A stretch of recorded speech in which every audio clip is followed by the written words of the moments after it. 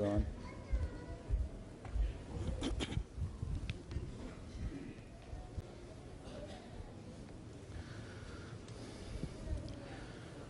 Allahu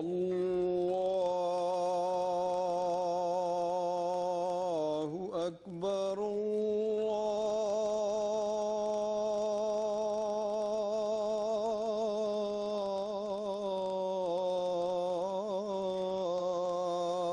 Allahu Akbar. Allahu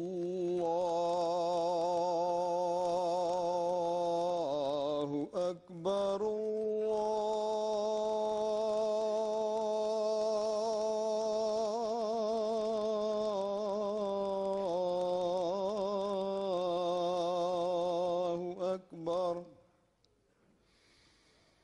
أشهد أن لا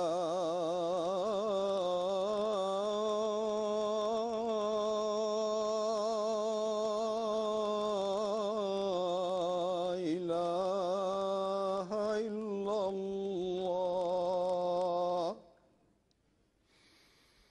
أشهد أن لا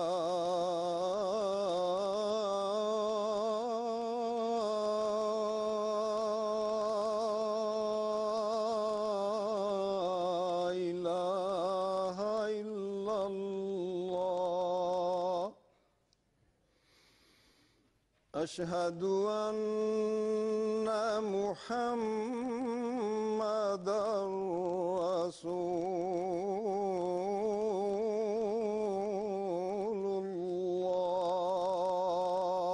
الله. أشهد أن محمدًا رسول الله.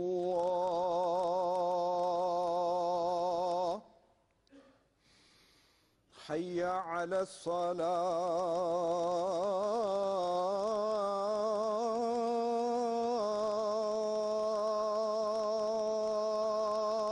الصلاة. حي على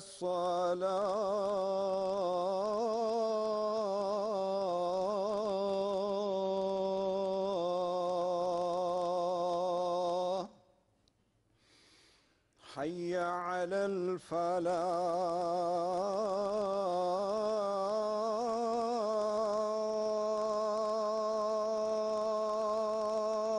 الفلاح. حي على الفلاح.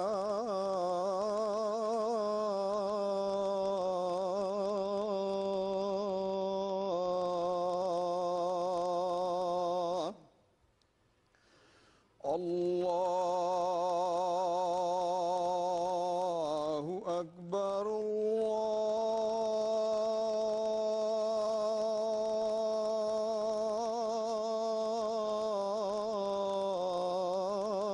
الله أكبر. لا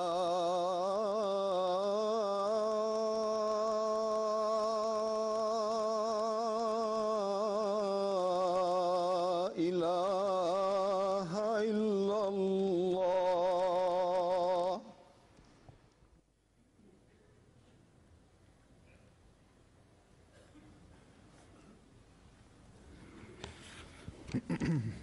अस्सलामु अलैकुम रहमतुल्लाह।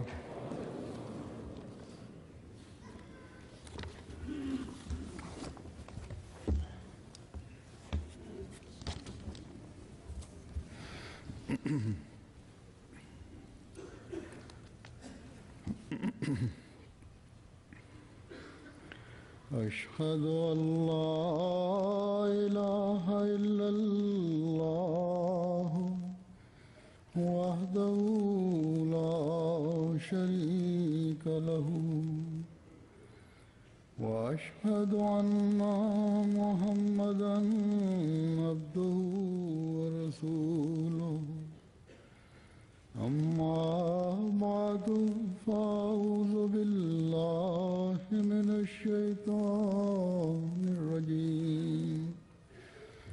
بسم الله الرحمن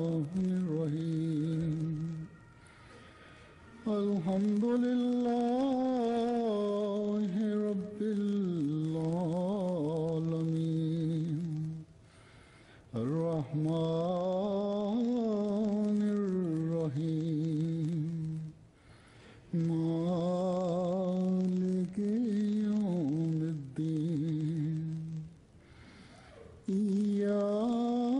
إياك نعبد وإياك نستعين اهدنا الصراط المستقيم صراط الذين أنعمت عليهم غير المغضوب عليهم ولا الضالين.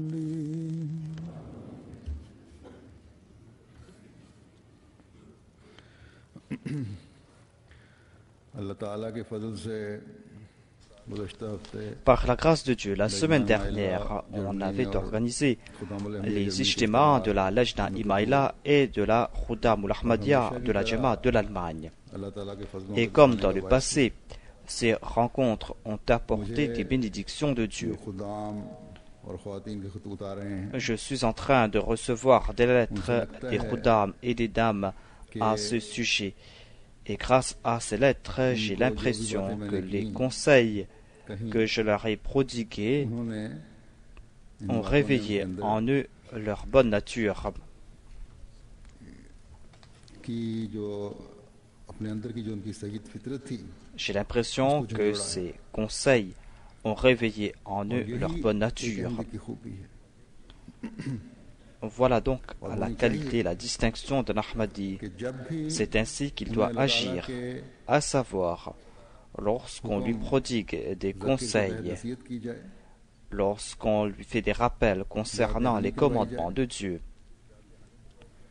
وہ اس پر کان دھرتے ہیں اور ایک il اچھی écoute تعداد ces conseils. افراد جماعت کی Et un nombre important des membres de la communauté دہانی پر se comportent en tant que croyants lorsqu'on leur prodigue ces conseils, lorsqu'on leur fait ces rappels.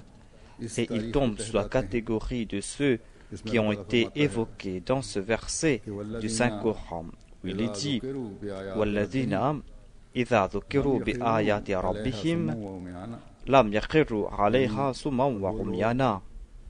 Ceux, lorsqu'on leur récite les signes de leur Seigneur, ان سے بہروں اور اندھوں کا معاملہ نہیں کرتے ils ne se comportent pas comme des sourds et des یہ نہیں aveugles. کہتے کہ ہم نے تو سنا ہی نہیں Ils ne disent pas que nous n'avons rien entendu. کہ کیا کہا ہے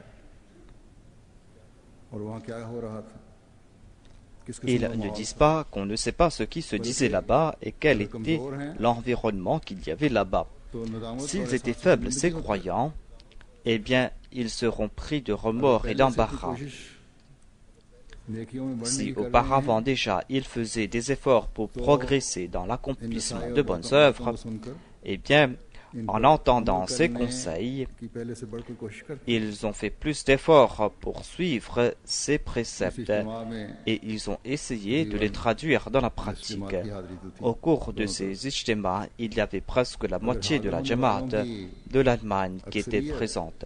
Si la majorité de ceux qui étaient présents apportent en leur personne des changements positifs, دنیا کی اصلاح کا eh bien, ces gens vont soutenir la révolution لانا چاہتے que le Messie promis alayhi salam voulait apporter dans le monde afin de réformer l'humanité. اس میں C'est une révolution que sa communauté doit apporter.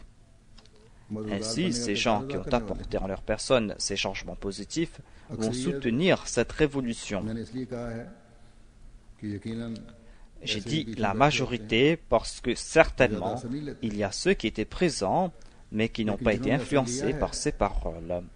Mais quant à ceux qui ont été influencés par ces paroles, quant à ceux qui ont fait leur analyse de conscience, یاد رکھیں ces gens qui m'ont écrit, qu'ils sachent ان باتوں que کی جگہ s'ils ne raniment pas ces sentiments de temps en temps, si les organisations auxiliaires باتوں کی ہر ne وقت répètent pas les conseils que j'ai prodigués, تو کچھ عرصے بعد پھر یہ eh باتیں bien, après quelque temps, on va oublier ces conseils, on va oublier ces émotions, on va oublier ces remords. بس ज़ैली तंजीमें याद रखें कि अगर हकीकत में Les membres des organisations auxiliaires qui étaient présents ici, MTA के ज़रिए से ainsi que ceux qui ont suivi ces discours par l'entremise de la MTR de par le monde, doivent comprendre eux aussi que ce fer est encore chaud उस मिजाज के मुताबिक ढालने et qu'ils doivent essayer de le forger selon la forme इस ज़माने que में voulait अल्लाह ताला le faire prendre le Messie promis alayhi salam, cet amoureux parfait du saint prophète Mohammed Mustafa sallallahu alayhi wa sallam. मैंने बात की है तो उनकी तरफ से भी मुझे J'ai parlé de ceux qui ont suivi ces discours à la MTA. Eux aussi m'ont envoyé leurs lettres remplies d'émotions. J'ai reçu les impressions de certains parents qui nous ont dit que nos enfants, nos atfal, ont écouté vos discours avec attention et nous avons vu sur les visages de ces enfants de 10 ou 11 ans de l'embarras. एक बच्चे की माँ ने मुझे बताया Une mère m'a écrit en disant que lorsque mon enfant écoutait votre discours, il avait placé devant son visage un coussin जिनके बारे में कहा जा रहा है parce que मुझे लगता है moi, le calife, j'étais en train de dire dans mon discours des paroles qui s'appliquaient à lui. Et il avait l'impression que le calife le voyait à travers la télé et que le calife s'adressait directement à lui. C'est pour cette raison qu'il avait caché son visage pour que le calife ne le voie pas. जो अल्लाह ताला ने आज Voilà donc cet esprit qui anime les membres de la Jamaat du Messie premier alayhi salam. Dieu a fait naître cet esprit même en ses enfants. Ces conseils ne tombent pas sur des oreilles des sourds. Ils se sentent embarrassés et essayent de se réformer. Phone जो है बंद कर दिए Et certains ont éteint leur téléphone portable. Il y avait certains enfants qui ne se consacraient pas à leurs études et qui, pendant les heures des classes, attendaient la récréation afin qu'ils puissent sortir pour qu'ils puissent jouer sur leur portable ou pour qu'ils puissent perdre leur temps dans ces futilités et मुहैया होती हैं ces jeux que l'on trouve sur les portables et tout. तो उन्होंने कहा ये सब फजूलियात हैं Lorsqu'ils m'ont écouté, हम अब इसको इस्तेमाल moi नहीं qui leur करेंगे disais que ce sont des choses ये futiles, खेलों को नहीं खेलेंगे ils ont dit qu'ils ne vont plus jouer ये à खेलें cela. ऐसी हैं जो सेहत नहीं बनाती Ces jeux ne vont pas leur faire avoir une bonne santé physique ou mentale. एक नशा चढ़ाकर Au contraire, मुस्तकिल ils seront accros de ces jeux et ils vont perdre leur temps constamment dans ces choses futiles. Cela va se transformer en folie. हम सिर्फ इस बात पर खुश नहीं हो सकते Mais nous ne pouvons pas nous contenter de cela. और बड़े Quant हैं à ceux qui sont grands, उनको तो खुद अपनी हालतों के ils doivent eux aussi faire leur analyse de conscience. और मुस्तकिल मिजाजी से इन जायज़ों की जरूरत On है doit faire cette analyse de conscience de façon constante. और इसी तरह वालिदैन को मुस्तकिल अपने बच्चों को Et les parents doivent constamment faire des rappels à leurs enfants. एक अच्छी आदत जब एक अच्छी आदत Puisqu'ils ont adopté une bonne habitude, ils doivent faire en sorte que cette habitude fasse partie intégrante de leur से vie मुतासर ना हो जाओ et ils ne doivent pas être influencés par la कि société. हमारे लिए Sachez आगे aussi खुशियां कोई que खुशियां toute नहीं। joie temporaire ne peut être une joie véritable pour nous. हमारी खुशियां हमारी नेकियां Tant que nos vertus, tant que nos joies, tant que nos bonnes œuvres, हमारे अंदर tant que nos changements purs ne vont pas faire partie intégrante de notre nature, nous n'allons pas nous asseoir les bras croisés. अपनी हालतों Tant que nous ne faisons pas notre analyse de constante de façon permanente, nous n'allons pas pouvoir apporter cette grande révolution. में भी कहा था कि अच्छे मायार हासिल कर लेना Lors de ces ijtimas, j'ai dit que lorsqu'on a atteint un niveau important, l'on a davantage de soucis à se faire, l'on doit comprendre davantage ses responsabilités. ज़ैली तंजीमों पर भी Tous les membres de la communauté doivent comprendre cela et les organisations auxiliaires et toute la Jamaat et sa nizam doivent comprendre cela. हुआ हूँ Cette année-ci, j'ai été très impressionné par la Lajna Imaïla, les dames जो से et les jeunes filles Les grandes et les petites m'ont écouté en silence et en toute attention. Généralement, en raison de la nature des dames, j'essaye de ne pas parler pour plus de 40 ou de 45 minutes. Mais cette fois-ci, lorsque je m'adressais aux dames, lorsque j'ai regardé l'heure, j'ai vu qu'on avait déjà dépassé les 1h30. Mais les jeunes filles, les grandes et les petites, les dames aussi, toutes m'ont écouté en silence tout au long de ce discours. Qu'Allah fasse que mes paroles puissent avoir de l'influence sur leur personne. Il faut que cette influence soit permanente et la Lajna Imaïla ne doit pas se contenter du fait que leur ijtima a été un grand succès et qu'on a fait leur éloge. Elle doit faire en sorte que ces conseils fassent partie intégrante de leur feuille de route. Les responsables aussi doivent faire leur analyse et les membres ordinaires de la Jamaat doivent en faire de même. C'est là que nous pourrons être les véritables soutiens du Messie promis alayhi salam. C'est là que nous pourrons être de ceux à propos de qui le saint prophète Mohammed sallallahu alayhi wa sallam a déclaré que dans un hadith, il est dit que le saint prophète a déclaré que ma umma est une umma bénie. Je ne sais pas si c'est sa première période qui est meilleure que sa dernière période. C'est-à-dire, ces deux périodes sont bénites. Quelle est cette dernière période qui a été évoquée par le saint prophète Mohammed sallallahu alayhi wa sallam?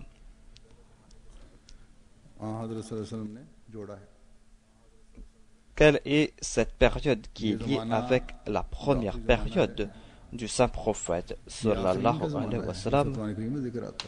Cette dernière période, c'est la période des Akhirin, tout comme elle a été évoquée dans le Saint-Coran. C'est la période de l'avènement du Messie promis alayhi salam, cet amoureux parfait du saint prophète sallallahu alayhi wa sallam, celui qui allait lier les awwalin avec les akhirin, celui qui allait ramener la foi de nouveau sur terre, celui qui allait rétablir sur terre le royaume du saint prophète Mohammed Mustafa sallallahu alayhi wa sallam. Cela ne veut pas dire qu'Allah nous en protège, que le prophète qui va venir ou qui allait venir sera l'égal du saint prophète sallallahu alayhi wa sallam, et qu'ils seront égaux et qu'on ne pourra pas reconnaître qui est meilleur. Cela est impossible. Il y a d'une part le maître et d'autre part le serviteur. Le saint prophète Mohammed sallallahu alayhi wa sallam a déclaré que moi j'ai répandu la lumière de la direction au cours de ma vie et après une période des ténèbres. Cela a été évoqué dans un hadith de Muslim. Il y a un nombre de hadiths à ce sujet. Mais dans un de ces hadiths cités par Hadrat Imran, il est dit que le saint prophète sallallahu alayhi wa sallam a déclaré que les meilleurs vont vivre à mon époque. Ensuite viendra l'époque de ceux qui vont les suivre. Imran a déclaré que je ne sais pas s'il a répété cela une ou deux fois, mais en tout cas après cela le saint prophète a déclaré qu'après eux il y aura ceux qui vont donner des témoignages à tort et à travers, qui seront coupables de malhonnêteté, qui ne vont pas respecter les engagements qu'ils auront pris et qui seront obèses en raison de l'aisance dans laquelle ils vont vivre.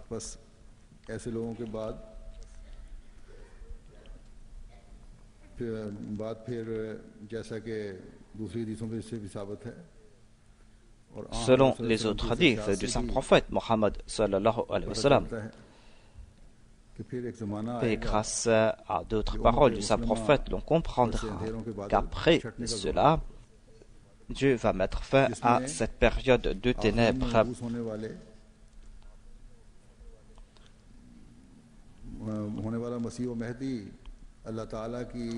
et le Messie et le Mahdi sera envoyé par Dieu dans les derniers temps. Et grâce à l'aide de Dieu, il va implanter ça et là des minarets de lumière.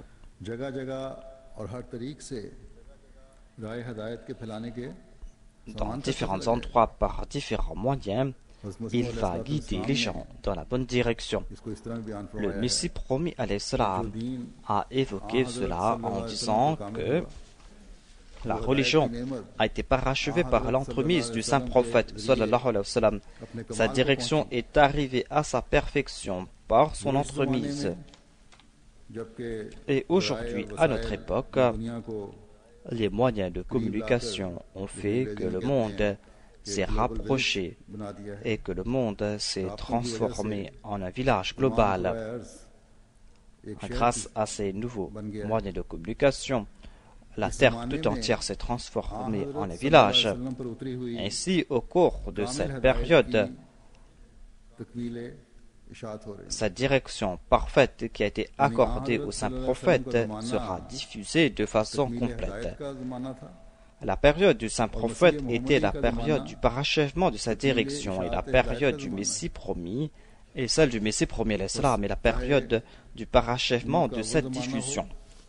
Que l'on soit de la première période de cette Ummah ou que l'on soit de la dernière période de cette Ummah, ces deux périodes sont bénites. Ces deux périodes sont bénites parce que ces deux périodes ont trait à la personne du saint prophète sallallahu alayhi wa sallam. Nous disons être des suivants du Messie promis alayhi salam. Nous avons une grande responsabilité afin de parachever la diffusion de ce message. Et cela va se faire lorsque nous allons tout faire nous-mêmes pour que nous soyons guidés en premier, lorsque nous allons renouveler nos engagements et lorsque nous allons suivre l'exemple du parachèvement de cette direction, c'est-à-dire la période des compagnons du saint prophète Mohammed Mustafa sallallahu alayhi wa sallam. Ces compagnons qui ont été des exemples de cette direction et de ces enseignements, des personnes qui par leurs actions et qui par leurs paroles ont exprimé tout cela. Et les gens de toute une période ont été complètement ébahis en voyant leurs relations avec Dieu et en voyant leur état de moralité.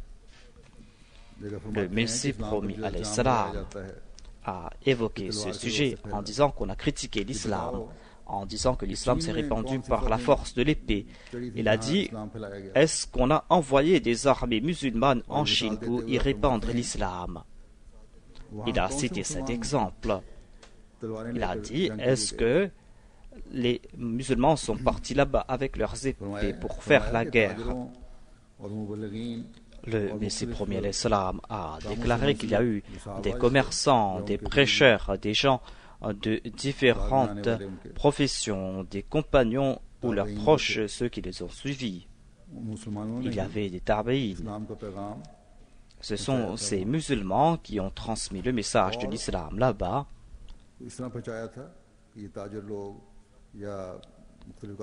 Ces commerçants, ces gens qui appartenaient à différentes professions et de corps des métiers, lorsqu'ils sont partis là-bas, ils ont montré leur exemple. Ils ont exprimé cet enseignement pur et c'est ainsi que s'est répandu le message de l'islam. Et nous voyons qu'il y a aujourd'hui des millions de musulmans en Chine. Ainsi, les gens de différentes catégories, de différents statuts doivent montrer leur exemple, ils doivent comprendre leurs responsabilités, ils doivent comprendre comment transmettre le message de l'islam, ils doivent se réformer. J'ai cité l'exemple de la Chine et je dois dire que malheureusement, aujourd'hui, on n'arrive pas à prêcher directement notre message, le message du Messie promis en Chine directement, mais puisque nous sommes en train de vivre à l'époque de la diffusion du message, c'est pour cette raison que Dieu est en train d'ouvrir différents moyens, différentes portes pour nous, afin de transmettre ce message. C'est là quelque chose d'étrange que, d'une part, la Jamaat de l'Allemagne arrive à transmettre le message de l'islam et de l'Ahmadiyya ici en Allemagne, Dieu nous a offert différents moyens pour cette diffusion. Et grâce à une exposition, on est entré en contact avec la Chine et de l'Allemagne. Maintenant, depuis 2 ans, on participe dans une exposition et ainsi on arrive à transmettre le message de l'islam et de l'Ahmadiyya dans la langue chinoise. C'est la Jamaat de l'Allemagne qui a l'occasion de le faire. Et de nouvelles portes sont en train de s'ouvrir. Si on n'avait pas cette littérature dans la langue chinoise, nous n'aurons pas pu accomplir cette tâche, mais Dieu a déjà tout préparé en avance. Il y a, par la grâce de Dieu, le bureau chinois qui est en train d'accomplir cette tâche. Il y a Mokaram Osman Chinisab qui est le responsable. On a déjà publié le Saint-Coran dans la langue chinoise. On a fait publier d'autres ouvrages dans la langue chinoise. Et comme je l'ai dit, par la grâce de Dieu, la Jamaat de l'Allemagne a l'occasion de transmettre ce message jusqu'en Chine. Ainsi donc, on est en train de diffuser le message du Saint-Coran dans des langues de ces contrées très éloignées. Allah est en train de nous en accorder l'occasion. Voilà un signe de cette période bénite, à savoir que ainsi on va transmettre le message du Saint-Prophète aux 4 coins du monde. Bénites soient ces personnes qui sont en train de participer dans cette diffusion du message et qui sont en train de profiter de la joie du Saint-Prophète Mohammed Mustafa sallallahu alayhi wa sallam. Des gens qui essayent de renouveler la période du Saint-Prophète, paix soit sur lui. Tout Ahmadi doit certainement comprendre cela. Il ne suffit pas d'être animé par des émotions temporairement. On doit profiter des occasions qu'Allah est en train de nous offrir. On doit considérer cela comme une grâce de Dieu. On doit certainement en profiter. Et on doit faire de son mieux en ce sens. Comme je l'ai dit, la Jamaat de l'Allemagne arrive à participer dans cette diffusion du message en Chine et ils arrivent à le faire aussi dans les pays avoisinants. Donc, vous devez attirer cette grâce de Dieu. S'il n'y avait que quelques personnes qui se consacraient à cette diffusion quelque temps de cela, ou s'il y avait quelques centaines de personnes qui le faisaient auparavant, après cet ijtema, vous avez exprimé vos émotions et vos sentiments. Et maintenant, des milliers de personnes doivent être de bons exemples, doivent accomplir de bonnes œuvres, et toutes ces personnes ont renouvelé leur engagement et doivent participer dans cette révolution, être parmi ces personnes bénites à qui le Saint-Prophète a donné ces bonnes nouvelles, à savoir que la dernière période aussi sera bénite. Bénites soient ces personnes des derniers temps qui vont compléter la tâche du Messie premier alayhi salam. Dieu avait informé le Saint-Prophète Mohammed Mustafa sallallahu alayhi wa sallam concernant ces bonnes nouvelles qui concernent sa Ummah.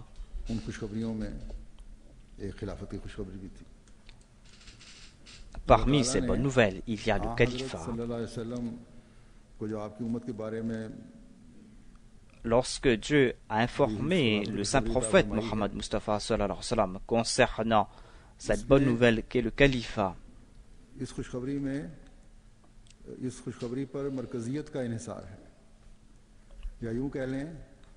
cette bonne nouvelle repose sur un point central. Il y a un point central qui sera la cause de cette bonne nouvelle. Il y a un point fondamental sur lequel repose le progrès de la Ummah. Et cela, c'est le califat. Le Saint-Prophète a déclaré que c'est la Khilafat Rashida qui sera la cause de ce progrès. Et il a dit qu'après cela, il y aura des tyrans qui vont venir. Il est dit que les membres de la Oumma seront désespérés, ils vont passer par des situations très difficiles, ils vont passer par une période ténébreuse. Mais après cela, la grâce de Dieu entrera en ébullition et Dieu va regarder cette Oumma avec amour de nouveau et il va mettre fin à cette période tyrannique. Et ainsi, il va rétablir le califat sur les préceptes de la Nubuwa. C'est un califat qui va durer jusqu'à la fin des temps.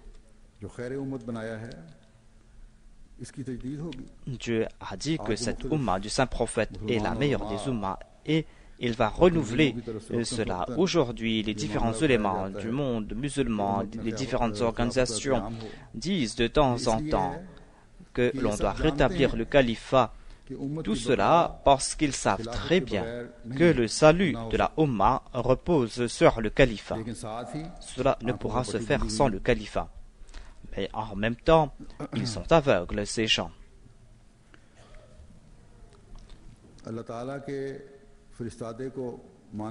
Ils ne sont pas prêts d'accepter l'envoyé de Dieu, par l'entremise duquel on a établi ce califat sur les préceptes de la Nubuwa.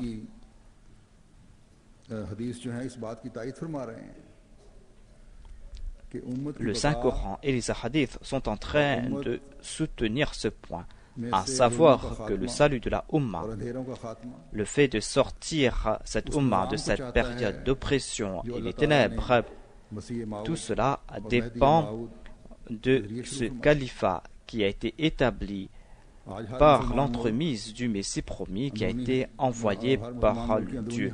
Aujourd'hui, tous les pays musulmans sont en train de passer par ces situations difficiles et tout cela annonce clairement que l'on doit réfléchir à ce sujet. Tout cela doit pousser les gens à méditer sur leur situation.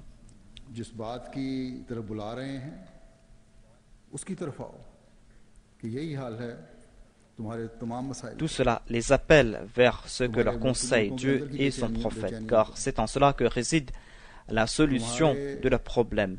C'est en cela que réside la fin de leur désarroi. C'est ainsi qu'ils pourront se débarrasser de ces puissances qui sont en train de convoiter leurs richesses. La seule solution, c'est d'accepter ce Messie et ce Mahdi. C'est un message que nous allons devoir donner au monde entier. Nous devons ce même message ici aux gens de l'Allemagne, nous donnons ce même message aux Européens, aux gens de l'Asie, aux gens des pays arabes. Nous leur donnons ce message, en particulier à ces pays musulmans. Nous leur disons que Dieu est en train de vous appeler, son prophète est en train de vous appeler. Répondez à leurs appels. Reconnaissez ce Messie et ce Mahdi. La grâce de Dieu est entrée en ébullition et en raison de cette grâce, il a envoyé son bien-aimé. Soyez le soutien de ce bien-aimé, c'est en cela que réside votre salut. Les Ahmadis essayent de transmettre le message du Messie promis dans les pays musulmans et sont dans la plupart des cas victimes de cette persécution. En dépit de cette persécution, par sympathie, ils sont en train de transmettre ce message. En fait, c'est le message du saint prophète Mohammed Mustafa sallallahu alayhi wa sallam, afin que la majorité des membres de cette Oumma puissent vivre dans cette dernière période pour qu'ils puissent être parmi les personnes bénites de cette Oumma. C'est là le devoir de chaque Ahmadi que de transmettre ce message et comme j'ai dit auparavant, comme je le répète souvent, nous devons aussi faire notre analyse de conscience, nous qui disons être Ahmadi. Combien d'entre nous qui sont en train, pendant les 24 heures, ou une fois par semaine, ou qui une fois par mois, sont en train de méditer sur cette question, à savoir que nous disons être les suivants du Messie promis à l'Islam. Si nous devons être les suivants du Messie promis à l'Islam, eh bien, avons-nous compris nos responsabilités? Sommes-nous en train de méditer sur nos responsabilités? Quelle doit être la norme de nos ibadah? Quelle doit être la norme de notre moralité et de nos excellences? Nous disons avec fierté que le califat sur les préceptes du Nubuwa est en nous. Sommes-nous en train de soutenir ce califat? On doit donc méditer à ce sujet. La grâce de Dieu est entrée en ébullition et il a envoyé cette grande personne à l'instar du Messie premier alayhi salam, cet amoureux parfait du saint prophète qui est venu pour nous réformer, et il est en train de nous accorder l'occasion de lui prêter allégeance. Est-ce qu'il suffit de lui prêter allégeance? Le saint prophète a déclaré que la dernière période sera aussi bénite que la première période. Il voulait tout simplement dire que les suivants du Messie promis vont participer dans cette grande révolution. Révolution pour laquelle le Messie a été envoyé. Ils vont participer dans ces changements, des changements pour lesquels le Messie promis alayhi salam a été envoyé. Ils vont faire naître sur cette terre ce paradis, le paradis qui va nous aider à avoir le paradis dans l'au-delà. Aujourd'hui, c'est la tâche de tout Ahmadi que de jouer son rôle pour apporter cette révolution et d'apporter ce grand changement dans le monde et de jouer son rôle à ce sujet, de faire de son mieux pour faire de ce monde un paradis. Et pour cela, nous allons devoir nous tourner vers le Saint-Coran et nous allons devoir méditer sur ses commandements. Lorsque nous allons essayer de vivre selon les préceptes du Saint-Coran pour apporter cette révolution, pour apporter ce grand changement, pour transformer ce monde en paradis, lorsque nous allons agir en ce sens, Inch'Allah, le monde va nous suivre et certainement le monde va nous suivre. Aujourd'hui, nous sommes faibles. Apparemment, nous n'avons aucune importance au monde. Partout, nous sommes la cible de persécution. Lorsque vous allez comprendre le sens de votre bayra, lorsque nous allons faire preuve de détermination, ces gens, même si ces gens n'ont pas eu l'occasion de nous accepter, eh bien, un jour, leurs descendants seront fiers d'être les suivants du Messie promis alayhi salam. Faites en sorte que vos paroles et vos actions soient en accord avec votre bayra. C'est ainsi que doit agir tout Ahmadi. Vous ne devez pas vous empêtrer dans les choses de ce bas monde en vivant ici, en Occident. Si vous croyez que vos ijtima et vos jalsa ont eu de l'effet sur vos vies, eh bien, il ne faut pas que cet effet soit temporaire. Il faut faire en sorte que ces effets fassent partie intégrante de votre vie. Par la grâce de Dieu, il y a de telles personnes dans la Jamaat qui comprennent cela. Ce sont des personnes qui sacrifient leur personne. Ce sont des personnes qui comprennent cet esprit de sacrifice. Et il y en a de telles personnes parmi les jeunes, parmi les hommes, parmi les femmes. Auparavant, j'avais des soucis concernant les Waqf-e-Naw, car certains ne savaient même pas c'était quoi le sens de Waqf-e-Naw. Après leur adolescence, ils ont cru que seuls ceux qui sont partis dans la Jamia sont des Waqf-e-Naw et que les autres n'ont aucun objectif. Et certains ont commencé à travailler et le centre ne savait même pas où étaient partis ces Waqf-e-Naw. Ils pensaient qu'ils avaient porté le titre de Waqf-e-Naw et que cela suffisait. Mais lorsque l'on pose ces questions aux étudiants, ceux qui étudient à l'université, ils disent que nous avons commencé nos études après avoir demandé la permission au centre et après avoir demandé la permission au calife. Et après nos études, nous allons nous présenter pour servir la communauté, Inch'Allah. Par la grâce de Dieu, nous voyons cet esprit en vivant ici. Ils se sont préservés des mauvaises choses. ils se sont écartés des mauvaises choses et ont essayé de se purifier. Ils ont essayé de maintenir leur pureté.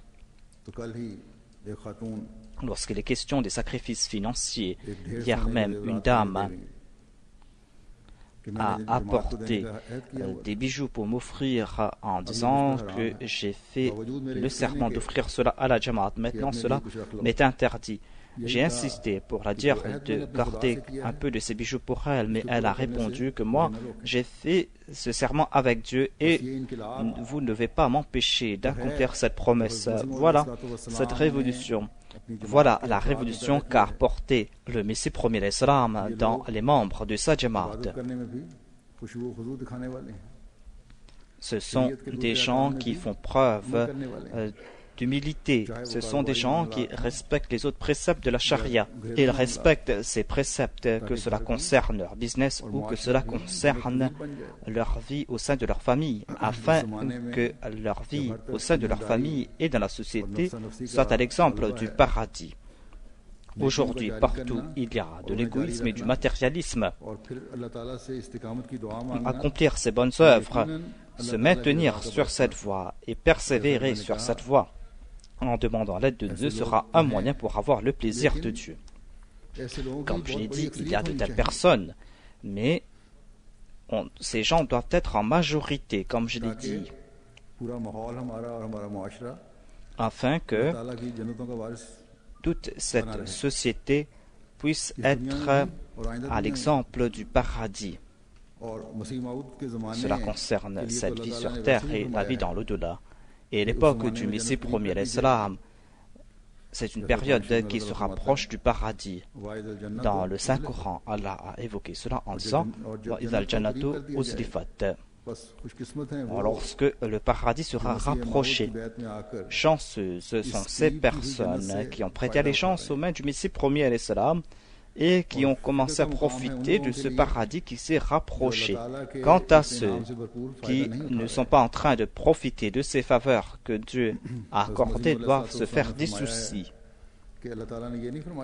Le Messie premier l'Islam a déclaré qu'Allah n'a pas déclaré qu'il suffit d'accomplir une seule action pour mériter les faveurs de Dieu. Vous allez devoir accomplir toutes ces bonnes œuvres afin que vous puissiez mériter cet amour de Dieu. Afin d'acquérir cet amour de Dieu, nous allons devoir regarder de près chacune de nos actions afin que nous puissions attirer la grâce de Dieu, afin que nous puissions attraper ce paradis qui s'est rapproché de nous. Nous avons accepté l'imam de l'époque, cet imam qui nous a guidés et qui a déclaré que nous devons être des walis et des pires, et nous ne devons pas être des adorateurs des walis et des pires. Aujourd'hui, ces soi-disant pires et dévots ont fait de la religion une farce. Il a déclaré, soyez vous-même des dévots et des saints. C'est-à-dire, chacun d'entre vous doit être un ami de Dieu. Ne soyez pas comme ces pires, comme ces soi-disant dévots d'aujourd'hui qui ont fait de l'islam une farce, qui sont en train d'égarer les gens et qui sont en train de les mener vers l'enfer en leur faisant convoiter le paradis. Le deuxième calife rapporte un incident que rapportait le premier calife radiyallahu anhu. Il disait qu'il avait une sœur qui était la mouride ou la suivante d'un soi-disant guide spirituel. Le premier calife disait à sa sœur qu'elle doit avoir crainte de Dieu, qu'elle doit embellir sa vie ici-bas et dans l'au-delà et qu'elle doit être Ahmadi. Sa sœur a répondu que moi je n'ai pas besoin d'être Ahmadi. Moi je suis la suivante ou la mouride d'un tel guide spirituel, un guide qui est d'une grande dévotion. Celui-ci m'a dit que ce n'est pas la peine pour moi d'accomplir de bonnes œuvres et que je dois être son mouride sincère et que ce n'est pas la peine pour moi d'accomplir de bonnes œuvres. et que tous mes péchés ont été pris par ce guide.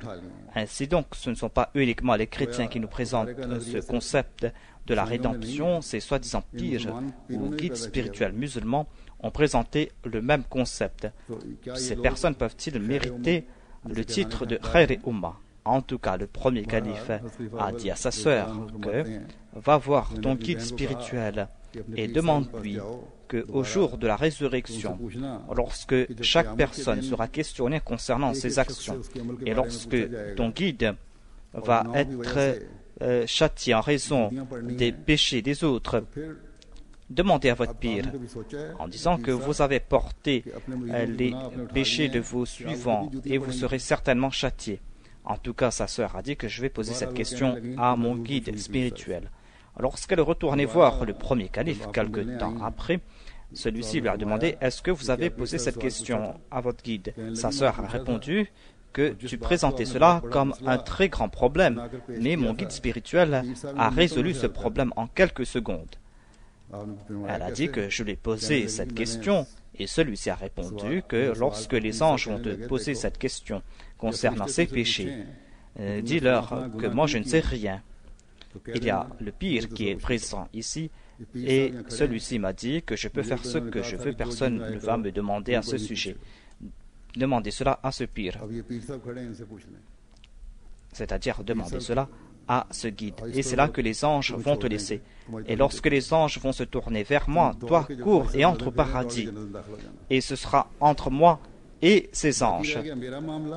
Et lorsque les anges vont me poser des questions à ce sujet, je vais faire sortir mes yeux de colère et je vais dire qu'à Karbala, on a tourmenté notre grand-père Imam Hussein. Vous êtes en train de nous tourmenter comme vous l'avez tourmenté là-bas. Sur cette terre, les gens ont rendu notre vie difficile. Et ici, dans l'au-delà, vous êtes en train d'agir de la même façon envers nous. Et vous êtes en train de nous poser des questions concernant nos actions. Et les anges seront embarrassés et vont se mettre dans un coin.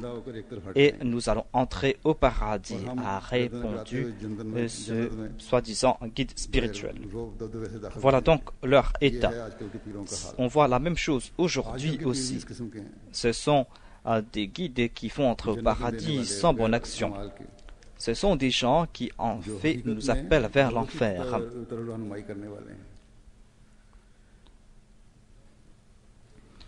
Ils vont entrer en enfer et vont apporter avec eux leurs suivants. Ce paradis qui a été rapproché de l'homme est le paradis vers lequel nous guide le Messie promis alayhi salam. Il a expliqué clairement le Saint-Coran et les hadiths.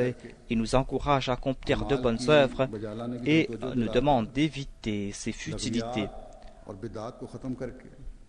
Et il nous demande de nous prosterner devant Dieu. Voilà les voies qui vont nous mener au paradis. En ce qui concerne ces soi-disant pires, comme j'ai dit, cela ne date pas de l'époque du premier calife. On voit la même chose aujourd'hui.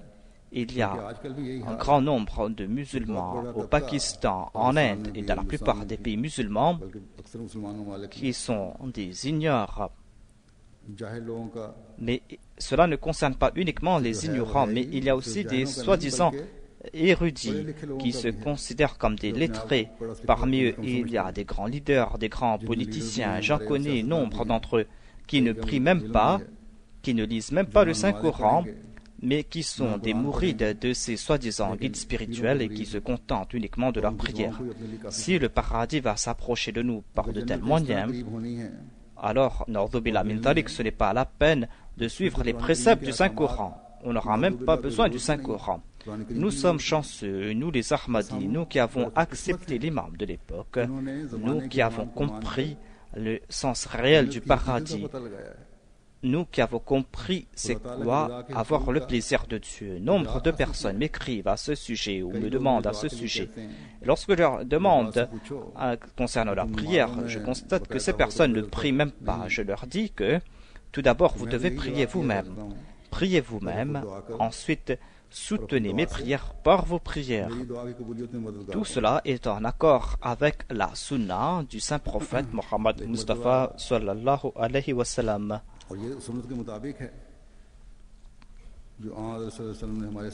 Une fois, un compagnon du saint prophète s'est présenté à lui et a demandé au saint prophète de prier pour lui.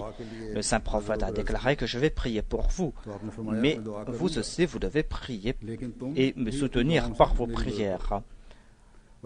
Voilà comment doit être cette société musulmane, c'est-à-dire qu'on doit se réformer, qu'on doit prier pour soi-même. Et lorsqu'on demande à quelqu'un de prier pour soi, on doit soutenir cette personne par ses prières. Ces prières seront exaucées. Ces prières qui suivent les préceptes de la sunna du saint prophète Mohammed Mustafa sallallahu alayhi wa sallam. Il n'y a pas d'autre moyen pour que ces prières soient exaucées. Et on doit prier pour le succès de la foi. Voilà la première priorité dans nos prières. Lorsqu'on va vivre ainsi, lorsqu'on va se consacrer ainsi à la prière, c'est là que l'on pourra apporter cette grande révolution pour laquelle Dieu a envoyé l'amoureux parfait du saint prophète Mohammed Mustafa sallallahu alayhi wa sallam, ce grand serviteur du saint prophète, grâce auquel le paradis s'est rapproché de l'homme. Ainsi donc, tout Ahmadi va devoir faire en sorte que ses pensées soient en accord avec ses préceptes, doit faire en sorte que ses actions soient en accord avec ses conseils. Je vais présenter quelques écrits du Messie premier, et déclare, je dis en toute vérité, que le monde ne peut se lier avec la foi. Certes, le monde peut servir la foi, mais il ne peut y avoir de partenariat entre le monde et la foi. Jamais on a dit que celui qui a établi une relation avec Dieu va mendier. Dieu va accorder des grâces même à ses descendants. Alors pourquoi donc placez-vous de telles conditions? Un membre de notre Jamaat doit comprendre que selon sa bayra, il doit accorder préférence à la foi sur le monde. Lorsqu'on respecte cette condition, lorsqu'on se tourne vers Dieu, eh bien Dieu va certainement vous soutenir. Il a déclaré, regardez la situation des compagnons du saint prophète. Dieu les avait purifiés. Voyez un peu l'état de Khalid Omar. Il a accepté l'islam et s'est transformé complètement. Et nous ne savons pas qui sont ces gens de la Jamaat dont leur foi va s'épanouir ainsi. C'est Allah qui connaît l'invisible. S'il n'y a pas de telles personnes qui vont s'épanouir spirituellement et qui vont établir cette Jamaat, eh bien, cette Jamaat ne va pas progresser. Mais que l'on sache aussi que si cette Jamaat ne progresse pas pour la cause de Dieu, cette Jamaat ne sert à rien. On a besoin du plaisir de Dieu. On doit être soutenu par l'Esprit Saint. Mais cela ne va pas venir tant qu'on n'est pas prêt à sacrifier son âme et tant qu'on n'agit pas sur ses préceptes. Il est dit Amma man khafa maqama rabbihi wa naha nafsa anil hawa fa innal jannata hiya al ma'wa. C'est-à-dire, quant à celui qui craint la dignité et le rang de son Seigneur et qui retient son âme des mauvais désirs, le jardin sera assurément son habitation. Le Messie premier alayhi salam a déclaré que l'on comprend que la vie du paradis débute ici sur terre si l'on se préserve de ses mauvais désirs. Il a déclaré que les soufis ont présenté les concepts de fana et autres. Ils ont déclaré que fana signifie éviter ses mauvais désirs, c'est-à-dire se préserver de ses mauvais penchants. Ensuite, le Messie premier alayhi salam déclare que je suis en train de répéter ces choses à plusieurs reprises car Dieu veut créer cette Jamaat. Le but de la création de cette Jamaat est que ces personnes puissent acquérir cette vraie connaissance qui a disparu. Et cette vraie taqwa qui a disparu, il veut rétablir cette connaissance et cette taqwa. Généralement, l'on voit partout de l'orgueil. Les solémas sont victimes de leur orgueil. Regardez les soi-disant dévots, leur état est tout autre. Ces gens ne sont pas intéressés par la réforme des autres. Leur seul objectif, leur seul dessein se limite à leur corps. C'est pour cette raison que leurs efforts, que leurs exercices sont tout autres. Ils nous présentent d'autres faits qui concernent le dhikr, des faits que ne présente pas la sunna du saint prophète sallallahu alayhi wa sallam. Le Messie premier déclare que ces gens ne sont pas intéressés par la purification des âmes. Ils ne sont intéressés que par le corps et il n'y a pas trace de spiritualité en tout cela. Ces exercices ne pourront pas purifier les cœurs et ne pourront pas accorder la lumière. Ainsi, nous sommes en train de vivre dans cette période creuse.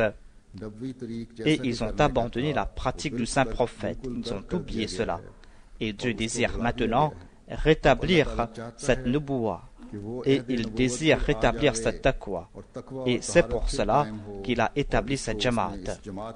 Il a déclaré qu'on doit se tourner vers la réforme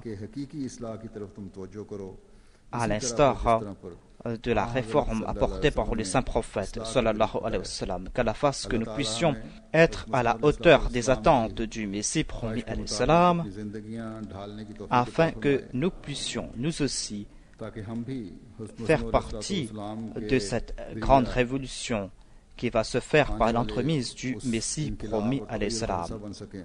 Inch'Allah.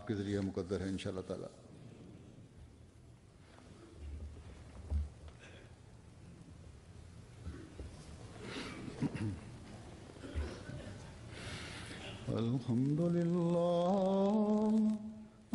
لله نحمده ونستعينه ونستغفره ونؤمن به ونتوكل عليه ونعوذ بالله من شرور أنفسنا ومن سيئات أعمالنا من يهده الله فلا مضل له ومن يضلله فلا هادي له ونشهد أن لا إله إلا الله ونشهد أن محمدا عبده ورسوله عباد الله رحمكم الله إن الله يأمر بالعدل والإحسان وإيتاء ذي القربى وينهى عن الفحشاء والمنكر والبغي يعظكم لعلكم تذكرون اذكروا الله يذكركم وادعوه يستجب لكم ولذكر الله